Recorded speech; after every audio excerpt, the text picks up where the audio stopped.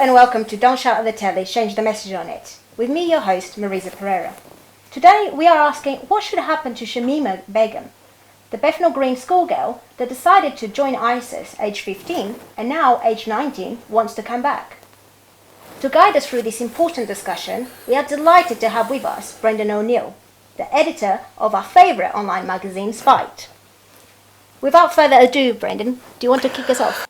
I have found the whole discussion around Shamima Begum really quite alarming and deeply, deeply concerning, because I think what we've seen is this bizarre outpouring of sympathy for her, particularly from the liberal media, also from some left-leaning activists and even from certain politicians.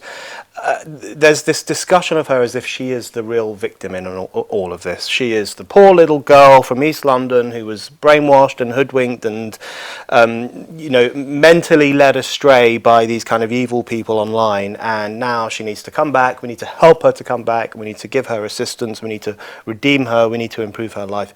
So the narrative that has built up around her is one almost entirely of victimhood. She is the innocent child who was groomed and taken away from us, and now we must save her. I keep reading all these kind of articles particularly in liberal broadsheet newspapers, and you think to yourself, these people are just one step away from launching an actual Free Shamima campaign. I mean, that's the tone that's been struck by some of this stuff. And I find that really interesting for a number of reasons. Firstly, because we live in an era in which people are morally condemned for the most minor things. So if you look at, for example, the Covington Catholic schoolboys who got involved in that scuffle outside the Lincoln Memorial in Washington, D.C., who were condemned across the globe, virtually, simply for singing songs, for standing up for themselves, for being pro-Donald Trump. They were written off as racists and white supremacists and fascists and the most awful people on earth for having done nothing wrong. Or if you look at people who say the wrong thing in relation to transgenderism, or who are not sufficiently politically correct in relation to certain issues, they will be witch hunted on Twitter, they will be condemned, they will be cast out of university life, they will be told you can't speak here, we don't want you here, you're not welcome, simply because they have the wrong ideas. And then yet we come to someone like Shamima Begum, who willingly travelled thousands of miles to join a neo-fascistic Islamic death cult, which was enslaving Yazidi women, which was beheading infidels, which was throwing gay people off buildings, which created a kind of 7th century caliphate, which was just completely and utterly ruthless against anyone who opposed it. And we can't muster up any kind of moral judgment at all. So I find it really strange. And I think the comparison I would make, in fact, is between the Western liberal media's response to someone like Tommy Robinson and their response to someone like Shamima Begum. So Tommy Robinson, they are very happy to call him a fascist and a scumbag and someone who should have no presence in public life whatsoever. But then Shamima Begum, who I would argue has done something infinitely worse than anything Tommy Robinson has ever done.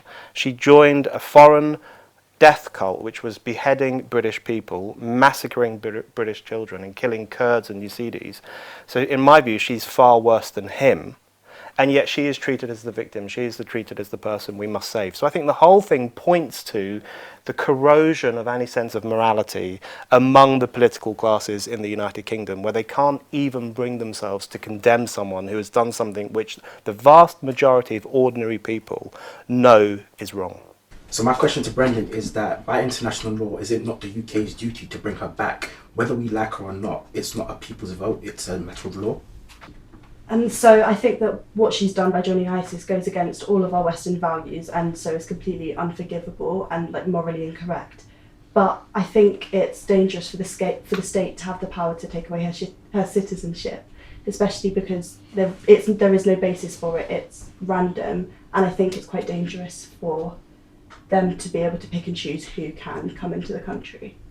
I think it's quite apologetic from liberal media to be sort of seeing her as a victim. It's more because they're sort of scared that to be honest about it and say that she's done something wrong looks like they're being racist to Muslims, when actually most Muslims completely disagree with what people in ISIS are doing and the morals behind that. I agree with Marnie and Brendan that we shouldn't be sympathetic, and the fact that she's a Muslim doesn't really mean she could go around killing people. In fact, I am a Muslim, and nowhere does it say you can go around kill people because they don't follow your religion. In fact, most Muslims don't even believe in it. Well, I agree with Brendan in the sense that I find Shamima despicable and an evil woman, and I have no sympathy for her, so I wouldn't, allow her to come back. If she was resourceful enough at 15 to find her way to Syria, she can be resourceful enough now to, come back, and then we can deal with her if she does come back. But I don't think we should go and rescue her.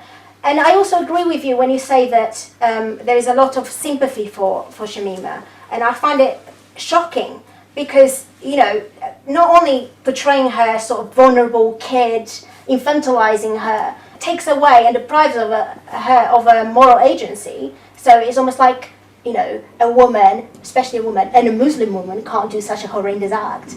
But then also doesn't really deal with the fact that why are this intelligent A-star student going abroad, rejecting Western values, and prepared to kill human beings, which, in my view, comes from the whole multi-culturalism discussion, and decided that, you have to celebrate everyone's values without challenging them. I find that very problematic, and I think she's a product of that. So I agree with you that there is the media and the commentariat are really sympathetic towards Shamima, when actually the general public are not. And most ordinary people I speak to, their instinct is to say, no, I don't want her here. And I think that's a very fair point. So as a Muslim and a Bengali and someone that lived quite close to her area, it's making us look bad.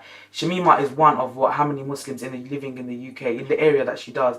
And we should look at her circumstances and how she was brought up. Now all the other Muslims and Bengalis are brought up in that area. Yeah, so those are some very good questions and points. I think in relation to whether she should be allowed to come back, I mean, I don't think... I'm slightly torn on the Home Secretary Sajid Javid and what he's done, which is to revoke her citizenship. On the one hand, I think that's a bad thing to do because it could set a very dangerous precedent. In fact, it's been happening now for a few years. Quite a few people have been deprived of their citizenship. It can only be done if you already have dual citizenship, because again, it's against international law to make someone stateless. So the basis on which he has revoked her citizenship is that she might be a citizen of Bangladesh, but of course Bangladesh is saying we don't want anything to do with her, she's never been to this country, she's not welcome. So it's a difficult legal situation. But then another side of me thinks, well, she revoked her own citizenship when she willingly went to join a state, a kind of pseudo-state, which was entirely, as she knows, entirely anti-British, anti-Western, hostile to every single value of our nation and hostile to the people of our nation, as we saw in the Manchester Arena bombing and the London Bridge attack and these various other attacks that they've carried out against British citizens. So there is an argument to be made that she actually gave up her own citizenship when she took this action. So it's a difficult moral question, but the legal precedent that would be set by refusing to allow her to come back into the country, I think, would be a problem. I completely agree with Marissa that whatever decision we make in relation to that question, we shouldn't have to go and fetch her. It's not our job to go and get her. She had the wherewithal and found a way to travel all the way to Turkey and then into Syria and then to Raqqa, where she lived, the capital of this barbaric state, where she lived very happily, in her words, for 3 or 4 years. So she should surely be able to find her way back if she really wanted to, and then we can deal with her when she comes back. But I don't think we owe her any favours. And the idea that we do, I think, is really speaks to this sense of pity and sympathy for her, which I think reveals a British nation which doesn't even know how to deal with traitors. And we have to start using that kind of language. She is not an ordinary criminal. The rest of them who went to join ISIS, some of them actually joined ISIS in order to fight. Hundreds of British people, British-born people, joined ISIS actually to fight with them. They're not ordinary criminals, they are traitors. They betrayed the nation, they betrayed the British people. That's an incredibly serious situation, and I think Britain is so much at a loss these days, so confused, so uncertain of itself, that it doesn't even know how to deal with traitors. So I think that's where the sympathy for her comes from, because we would rather treat her as a little girl who was led astray by evil men than confront the fact that people who were born and brought up in this country and benefited from the numerous rights and privileges you have here, we cannot confront the fact that people like that stabbed the nation in the back in the most grotesque way imaginable. So that's the discussion I think people are avoiding. She doesn't have another state to go to. So for him to revoke her citizenship on basically people disliking her views, that doesn't make sense, because she's not a criminal. She hasn't done anything. She hasn't committed a crime. I've heard this argument a lot, that people are just disliking her views. We're not just talking about views. I mean, if you want to talk to someone who defends the right of anyone to hold the most obnoxious views imaginable, I'm the person to talk to. I think there is no view that should be banned. There's no one who should ever be punished by the Home Secretary or anyone else simply for holding certain views. So we're not talking about views, we're talking about something else. What has she done? She travelled thousands of miles to join an Islamic terrorist organisation, which she knew, because she says this in interviews, was beheading people, was massacring people, was enslaving women and selling them, and was launching attacks in the West, including in Paris, including in Nice, including in Brussels, including in Berlin, including in London. I mean, the list is almost endless. More than 500 innocent citizens in Western Europe have been killed by ISIS over the past 4 or 5 years. She knows all about this. So she gave moral succor, moral support, moral assistance to a barbaric death cult. That's not the same as standing up on campus and saying, oh, I think ISIS is a nice organisation. I would actually defend the right of people in Britain to stand up on a soapbox or in a public platform and say they like ISIS. I would tell them they were idiots, I would tell them they were wrong, might even suggest they were evil, but I defend their right to do that.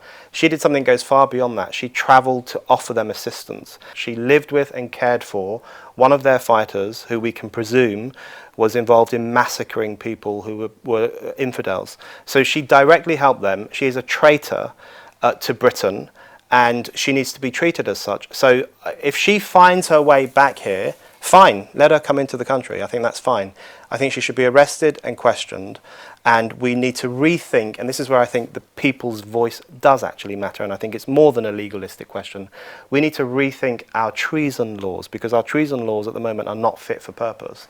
They're basically from the 1300s. That does need to be a public discussion, and then we can use those laws, I think, against these people who have betrayed the nation. So I have friends here in this country who came to this country when they were 15 as well, and they dedicated their lives for this country. We invest our money, our parents' money for studying. We pay double fee, and I personally work at 3 jobs. I, make some effort for this economy. I pay taxes. I try to be a good citizen, and I still need to struggle. I still need to think how to stay here after studying. I need to think about how to get this visa things, even though I'm a good citizen.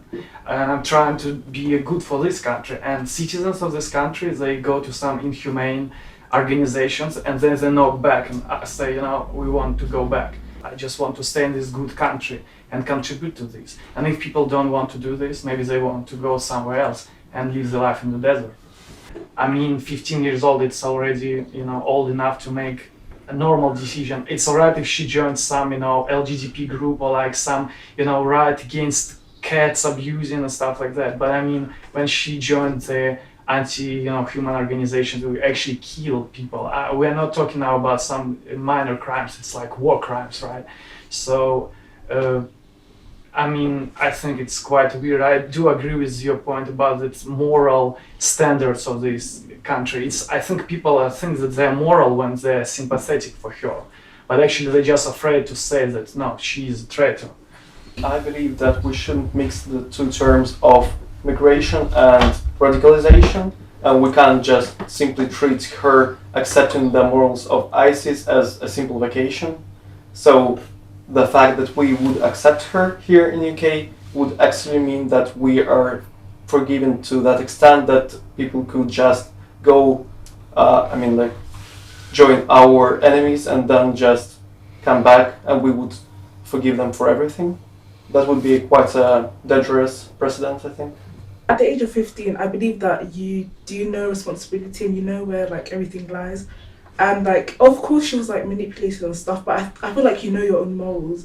I don't think she should have the right to come back. I really don't buy this thing about young people being groomed online, especially Shamima. I mean, we know that before she left, she was using Twitter to contact terrorists and actually sending them messages. She wasn't brainwashed, and that is a moral cop-out, really. Is saying she's not responsible for her actions, which I don't agree with. I've heard that point made in most representations of this, that she didn't actually commit a crime, she didn't do any violence, as if leaving your own country and supporting a death cult is not a crime in itself. But I think at the age of 15, she was a bright young girl. She was predicted A stars in her GCSEs. She knew what she was doing.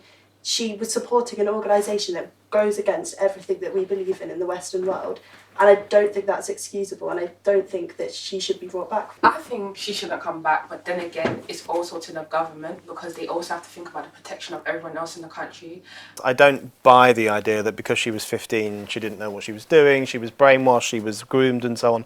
You know, the media class is really tying itself in knots on this question, because if you think back to a couple of weeks ago, there was that climate change march where a bunch of these kind of precocious, irritating 10 and 11-year-olds bunking off school to shout at Theresa May about climate change, and they were being praised across the media. You know, this is the future, they're more sensible than our politicians, these are the people we should trust, these are the people who know what's going on in the world, they're the most sensible people in the room. That's literally what journalists were saying, kind of falling at the feet of these children. And yet then, you know, when it comes to Shamima, who was 15 going on 16, was a grade A student, they say she doesn't know what she's doing, she's just an infant, we can't really hold her responsible. So there's this complete and fascinating contradiction in what they say, and it's so obvious that they're just using the fact that she was 15 to water down her personal responsibility for what she did, and also to present this idea that the phenomenon of British-born Muslims travelling to Syria to join ISIS, which is a pretty pronounced phenomenon, they want to present that as an issue of grooming, as an issue of them being taken away from us, rather than it raising questions about the nature of modern Britain and why it's so incapable of inspiring loyalty and commitment in some of its own citizens. What does that tell us about the fraying of communities in this country? That's the kind of discussion they really want to avoid. And I've just found it fascinating the way in which people talk about Shamima having made a mistake. You know, she's 15, we all make mistakes. When you're 15, the mistakes you make is you take drugs you shouldn't take, or you have sex when you're not legally allowed to, or you might get pregnant if you're a woman. All those are the kind of mistakes you normally make when you're 15, 16. You don't travel 3,000 miles to join an organisation that puts people's heads on spikes. That's not a normal 15-year-old mistake to make. So there's something else going on which people can't confront. There was actually an article in The Guardian where the journalist who wrote it said, you know, we all make mistakes when we're 15. I used to smoke weed. And you think, okay, that's not comparable to joining a movement which executes homosexuals and enslaves women. So there's something going on there. In relation to her child, I actually wouldn't be opposed to us going to get her child and bringing the child back. I think that probably would be a pretty noble thing to do. The child is legally a British citizen. So that might be something worth doing. But in relation to her, I think the phrase, she made her bed so she can lie in it, actually carries a lot of weight. The other thing that's really striking about all this is just the disparity in moral outlook between ordinary people and the establishment. So there was a Sky News poll which showed that 79% of people think she should just bugger off. We don't want her here. She's a traitor. We're not interested in her coming back. And if you compare that to the liberal broadsheet commentary and what's coming from certain politicians and activists, it's just completely and utterly different. So the other fascinating thing about this whole issue is it just shows that huge chasm-sized difference of moral outlook between ordinary people who have one view, which is that, you know, the British nation's a pretty important thing and you shouldn't just stab it in the back without expecting some kind of punishment.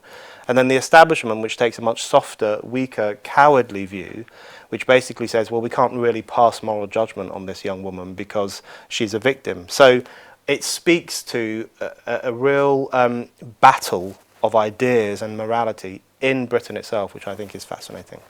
Okay, so Brendan, in an article you wrote for Spiked recently, you blamed multi-culturalism and multi-values for the radicalisation of Shamima Begum. And I'm just wondering then what a just in light of what you were saying earlier, what a traitor is, or what constitutes it, what can be constituted as a traitor in this context if we have so many multi-values that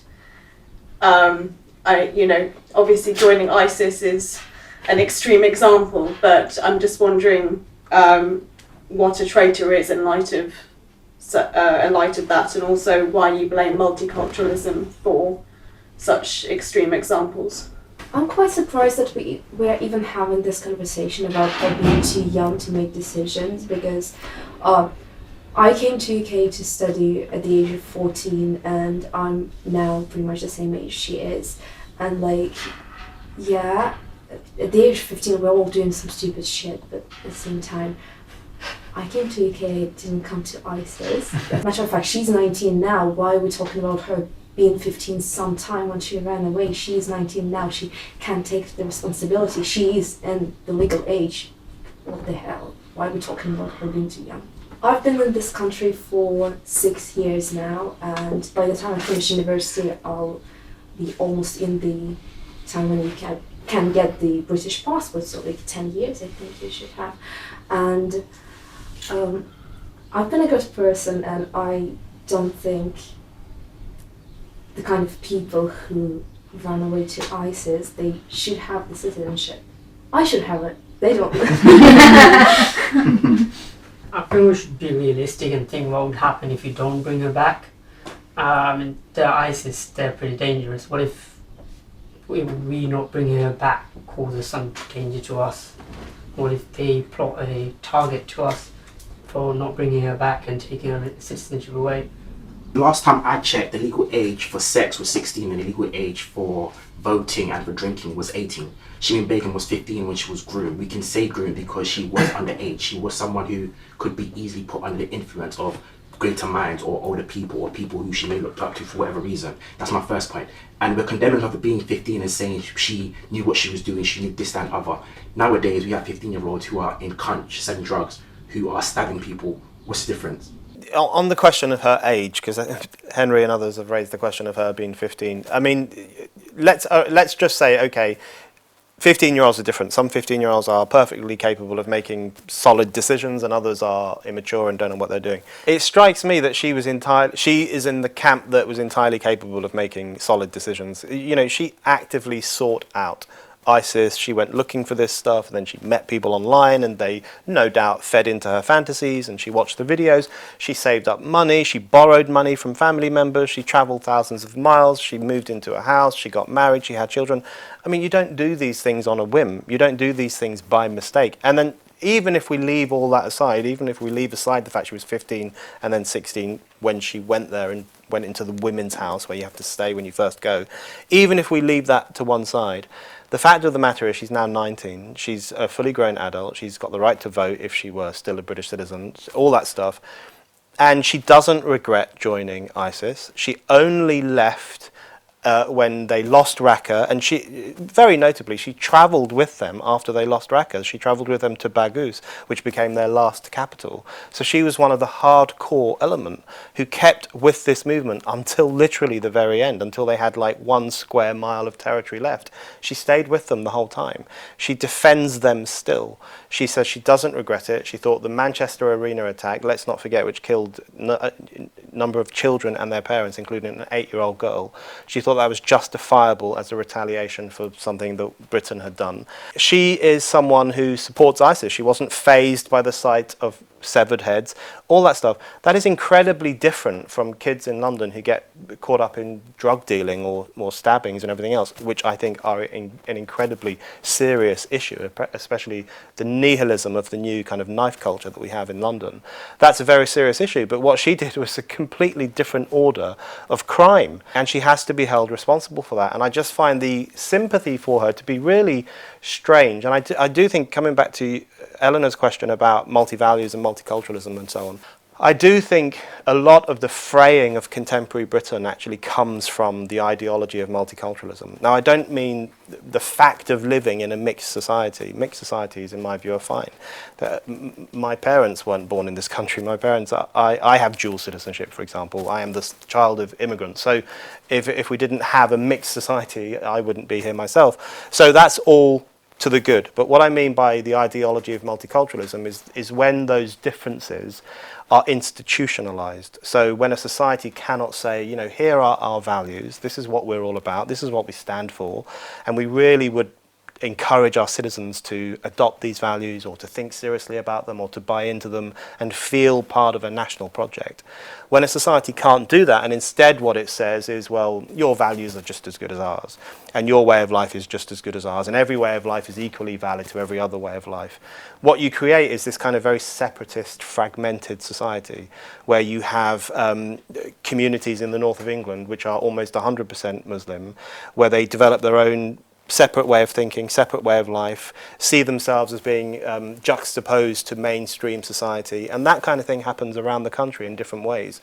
And I do think it's that process of fragmentation which feeds very much into young Muslims' sense that they don't like this country very much, and maybe they should become hostile to it, and maybe they should join some radical group which is anti-British. So we're sowing the horrors of having quite consciously created a very divided society. And I think a lot of the kind of interest in ISIS really springs from that. The final point I would make in relation to, you know, what is a traitor, where do traitors come from? I think that would be a very useful public discussion to have, the question of what is a traitor. In my view, a traitor is someone who goes against their nation in a very explicit way, sides with the enemy. So, for example, during the Second World War, quite a few British people, usually the aristocrats, helped Hitler, went to Germany in some instances and worked with Hitler.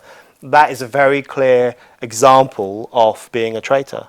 I would argue that Shamima Begum and others who went to ISIS to fight with them did something similar.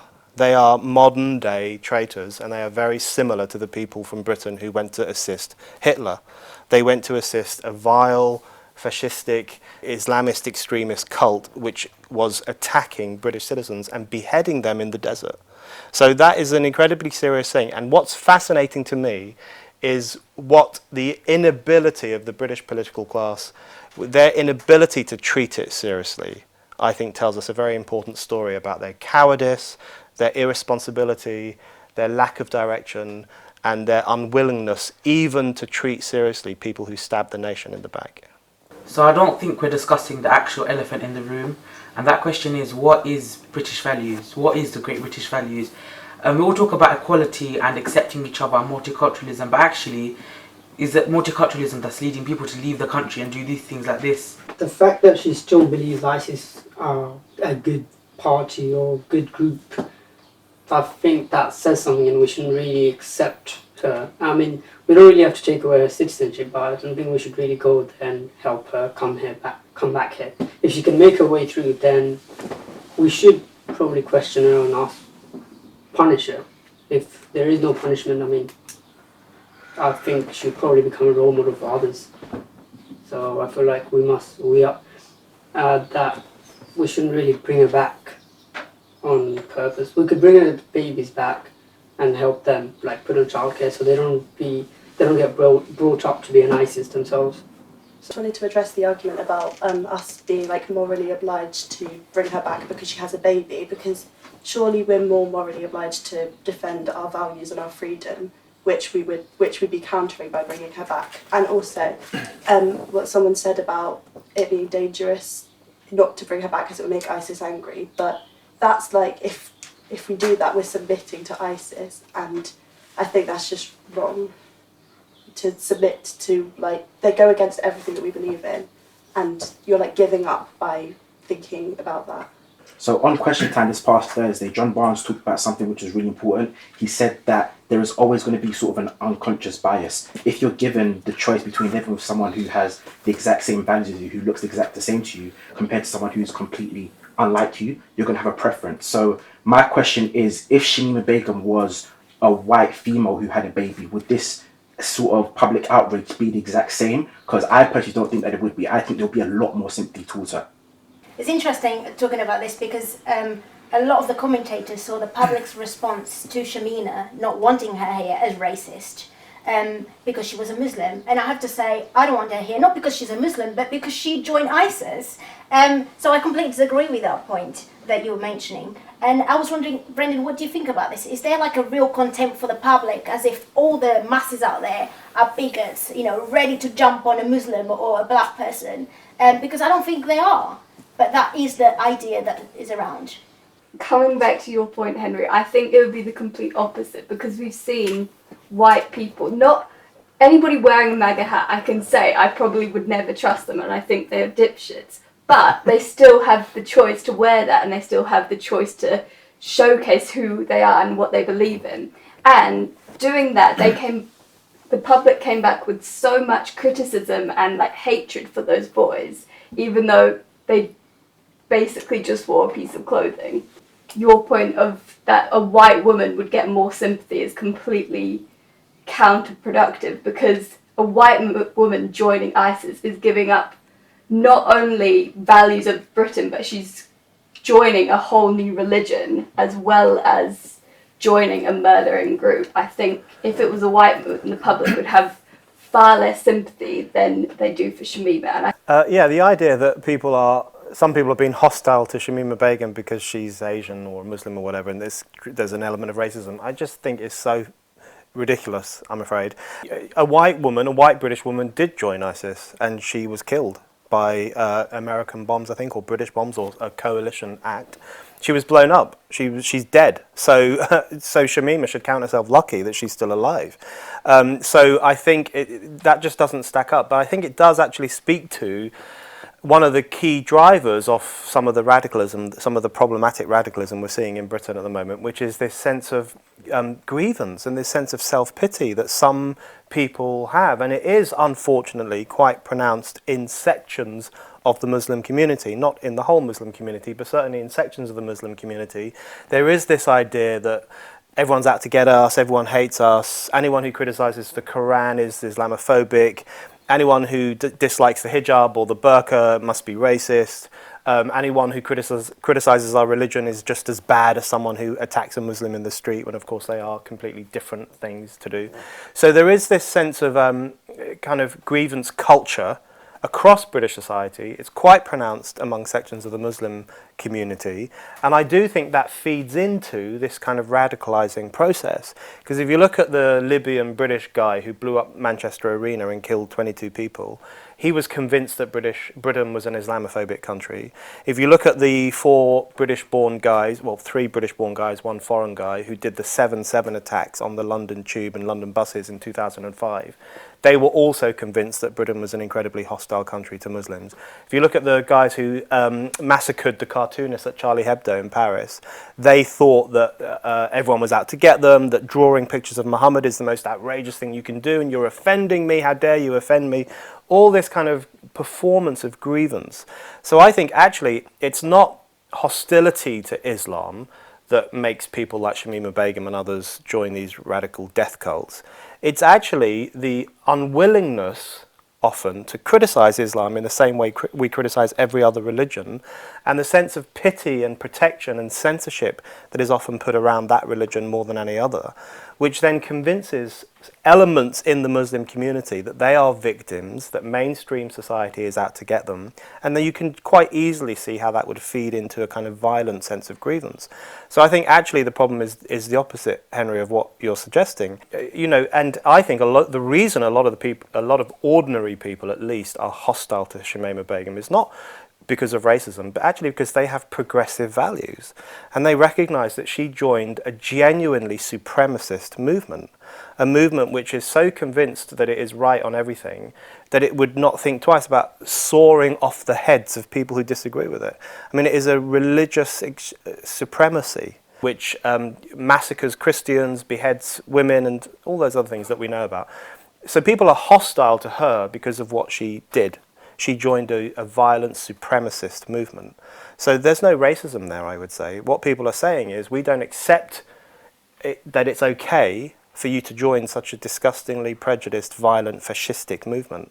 So I would say there's an element of anti-fascism, anti-supremacy, progressive feeling in ordinary people's concern about Shamima Begum, and to write off their concern as racism is actually undercutting all the genuine values that are really there. So then that feeds into the question of what are British values and what are these values that we ought to be standing up for. I would say, if you look back at the modern history of this nation, the great struggles that have taken place from the 1600s onwards, the best struggles have been for greater democracy, greater press freedom, greater freedom of speech, the rights of women, the rights of minority groups, and so on. These are the campaigns and the movements through revolutions and the beheading of kings and the creation of parliaments and the creation of new ways of organising public life and political life. All these things over 300 or 400 years have created a nation, I would argue, which has a pretty good claim to some decent values.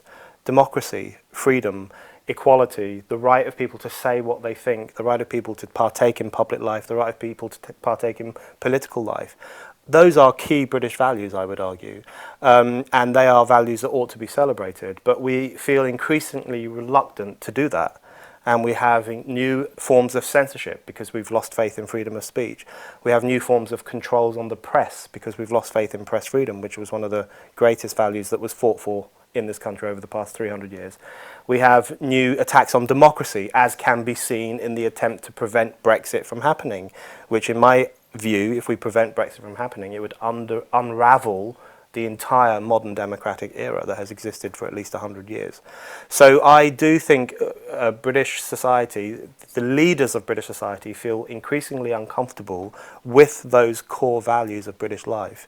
And that's one of the reasons why they find it so difficult to pass moral judgment against someone like Shamima Begum. That's why they find it so difficult to morally condemn groups like ISIS. That's why they find it so difficult to say to communities across the country, well, your way of life might not actually be as good as ours.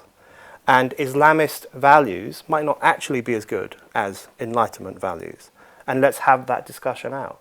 So the reluctance to do that actually sends a signal to communities and people and everyone else that they should just live their own way and leave everyone else out of it. So I think the corrosion of British values feeds into the rise of multiculturalism. And I think we're now seeing that multiculturalism is nurturing new forms of social tension and even violence. So talking about British values, I think all this conversation brings, this corruption. I think she won in some sense because she makes us to discuss this inhuman action, even try to find some, sense, some basis. Whilst I think she basically put us in this position. I think feminism is a British value as well, right? But she's 19 years old now, she's a woman, and she puts us in this paternalistic position, like we need to sympathize, and oh, you little girl, you need help. Like we are in power over her, you see? So she makes us to be anti-feministic in this way, anti-British values, even during the discussion. I think that if we really need to bring justice to this, we need to talk about equality like equality before the law. So she should be treated as a, like a wild male as well. Equal before the law, not because she's a woman or a mother or a Muslim or brown girl, just like everybody else. Because I think if I would be in this situation, I'll have no excuse to go back. People will not say he's not allowed to go. You may be racist, you are against whites. Now nobody would say this. People just said you go there, that's it. I think this has been a really important discussion, and in light of what some of us were talking about previously about age and where the cut-off point comes with autonomy and morality and personal responsibility.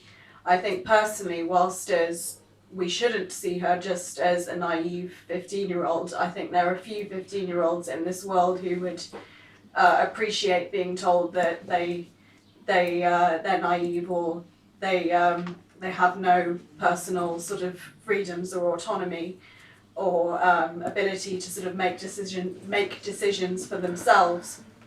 I do think this whole situation reflects back on our society in the sense that I think we have not a responsibility necessarily morally to bring her back or to accept her again even in citizenship, but it does say something about what we should do about radicalisation and how we can prevent things like this from happening again.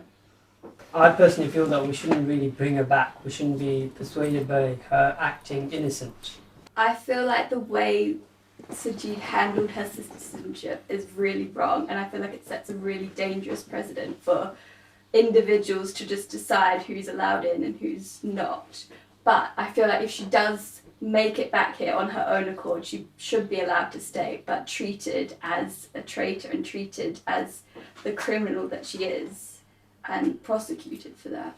I think, like, moving on from this, we should think about ourselves, our families, and our children and our brothers and sisters. What can we do to make them, you know, fit in this society and, like, you know, have British values? So we need to all work together to move away from this radicalisation and, you know, try and better ourselves and others. From this, I take that I want to live in a society that is robust enough to challenge those that have backward ideas. I want to live in a society that promotes a much more pro-human worldview, which is why I think it's so crucial to, every time we encounter those people that we think have backward views, we should challenge and condemn them. I think that people were too scared to criticise her and were too quick to sympathise with her because they're scared of criticising ISIS or scared of criticising her because she's brown or because of her religion. And I just want to see there be more of a discussion about what should happen in the future. I personally don't even care what's going to happen to her. I mean, she made her own decision of leaving this country, and she made her own decision to ruin her life. As far as I know, her parents are from Bangladesh, right? And they're immigrants. So parents should really teach her what's it like to be in a country which is like less developed. In a country, like, I come from a third world country, and like, I came here to study, and I respect this country and I respect its values. And like, if I had a child here who would have the British passport and like British citizenship, who would have this opportunity of not knowing what's it like to have no freedom of press, for example, to have bombs flying over your head, like, I would teach my child to respect this.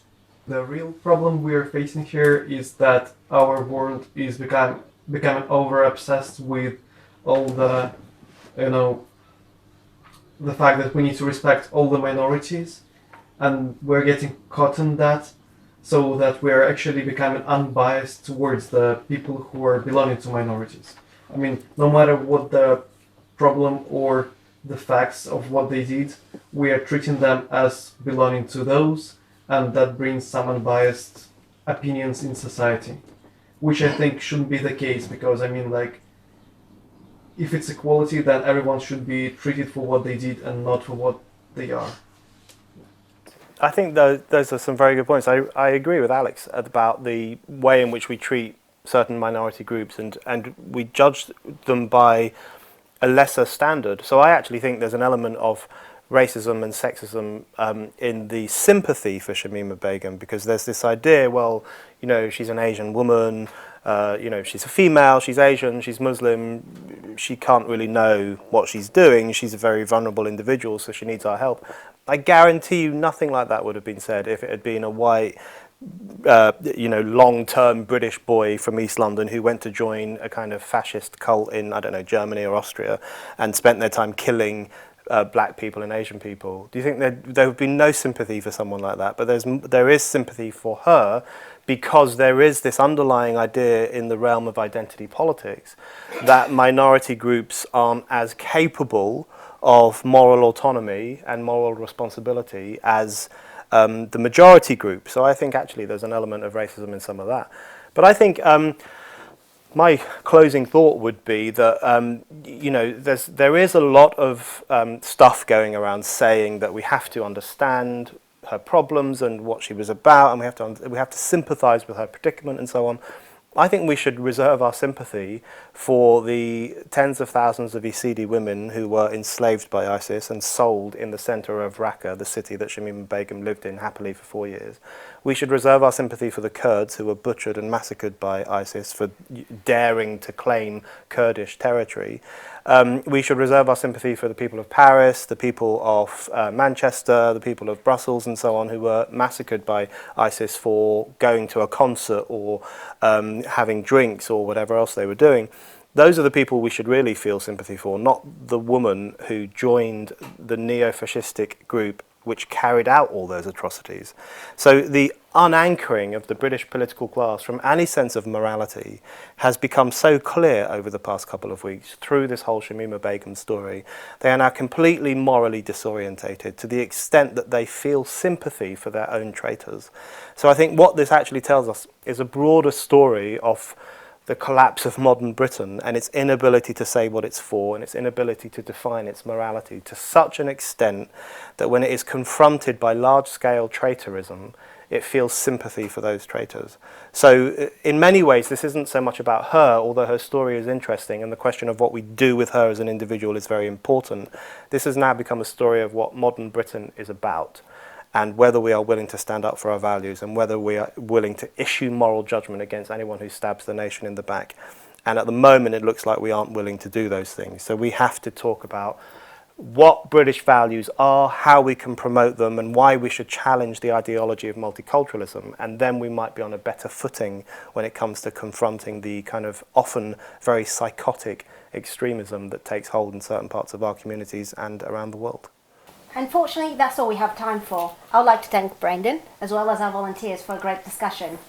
If you would like to be part of a future programme, please email us.